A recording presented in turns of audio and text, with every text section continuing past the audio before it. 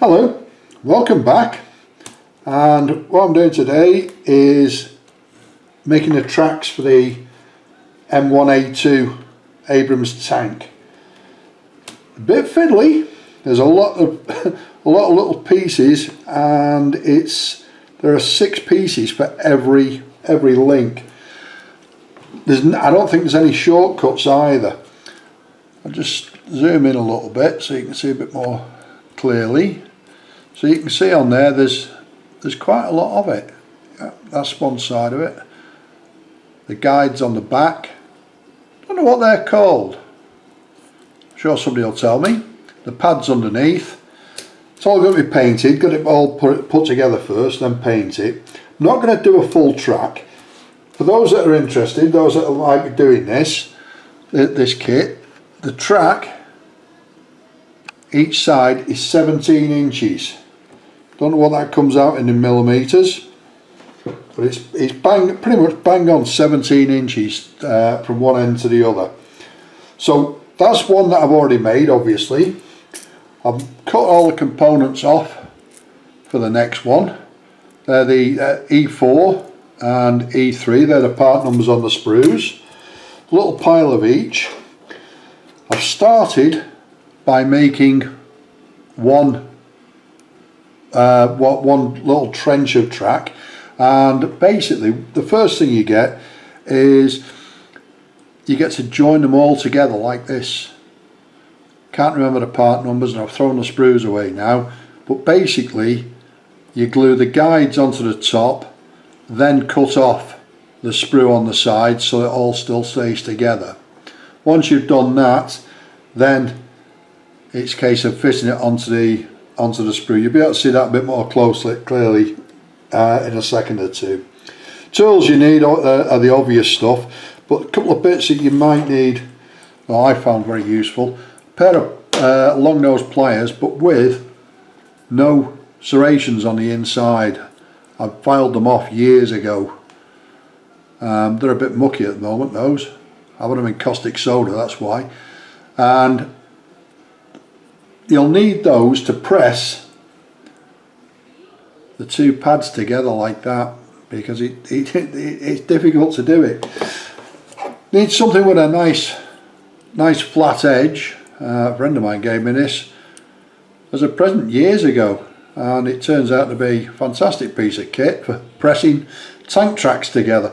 But basically a flat edge is what you need so that you can push down on the tracks. And the reason for that is, whoops, we'll get that one later. On one side of the track, on the E4 part, I don't know how well you can see that, to be honest, there are 2 little lugs, and on the other piece, the E3 piece, there are 2 little holes. Makes sense, doesn't it? There's also a groove on each side of each pad, and that groove fits into, let me turn that around, each of these bars. The bars are extremely fragile, they're very, very delicate. Now then, the kit comes with, on the sprue, oh, that's not going to work, 4 dies, little moulds for so that you can put them on. In kits that I've done in the past where you're putting tank tracks together, you can glue the dies together all the right way up and form one long one.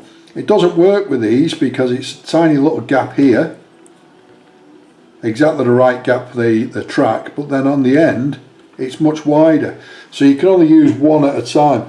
But what I've done is I've turned the other 3 upside down. Oops. Turn the other 3 upside down and then taped them onto the cutting board. That gives me a firm base that won't move around. Another thing that you might need for this, I don't know if anybody's got these, they are little wax pencils, and they're superb for picking up little pieces without damaging them at all. They pick them up really very well. You can buy them that are specifically made for models and pay a fortune for them. Or if you go to Amazon or eBay or wherever and look for the ones that they use for the jewels in costume jewellery, the paste jewels, that's what these are. You get 3 times the length of this for, I think it was about £2. Yeah, dirt cheap, really are dirt cheap. Whereas if you buy them specifically for model kits, you pay a fortune. Seems to be the way we get ripped off left, right and centre, don't we? So all I'm doing here is, I'm not, as again, I say it regularly, I'm not teaching, don't want to teach anybody to suck eggs, but I've had comments in the past that people have been grateful for, showing how to put the tracks together. So that's what we're going to do. I'm not going to do miles of it, and I've cut all the bits off. I can't think of anything more boring than watching me cut bits of tank track off a sprue. There are 2, 4, 6 or 12 impressions on that die there, so in theory you could put 12 pads in there and then just plunk one on and they would all stick. In reality, I tried that when I first started and spent a happy hour groping around on the floor trying to find all the bits that flew off, because when you try and press one on, the other 11 go all over the place. I whittled it down, did 6, did 4, and in the end the only way to do it sensibly is do 2. So what we got is put one of the E3 on the bottom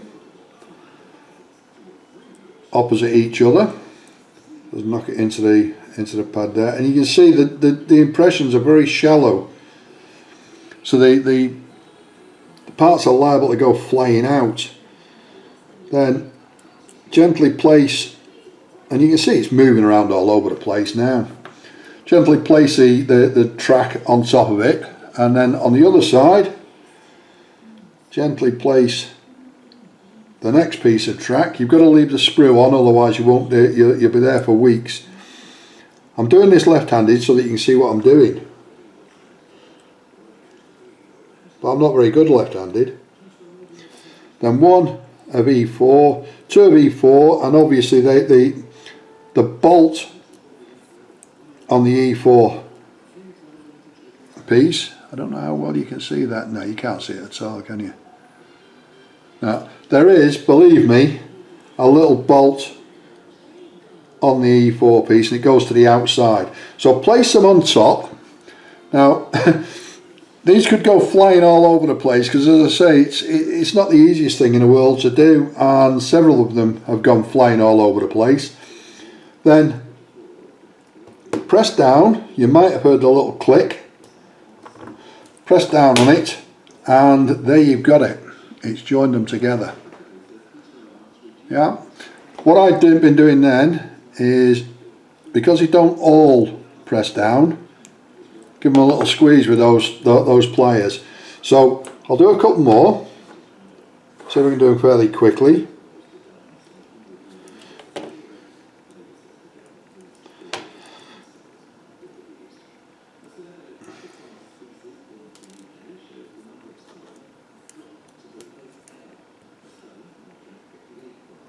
As I say, it's very boring, isn't it? It won't be for long.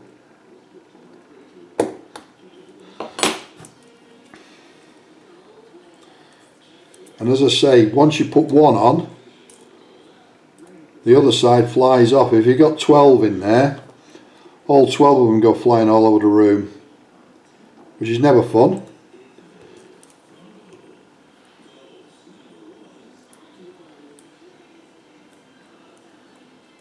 Now it's moving all over the place, that one.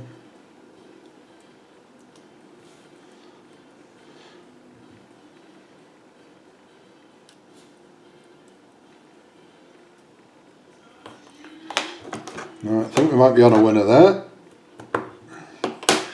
This is not a quick job, as you can probably tell.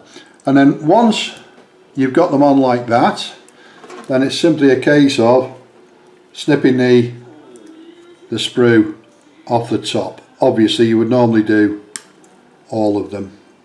Just snipping the sprue off the top like that, and away it goes. Yeah, and eventually, after quite some time, I'll just pull that lens back a bit. After quite some time, you'll end up with a 17-inch track. Hopefully. It's not a fun job. It's very intricate. It's time consuming, but if you want your tank tracks to look real rather than the silicone rubber ones that some model kits come with, it's the only way to do it.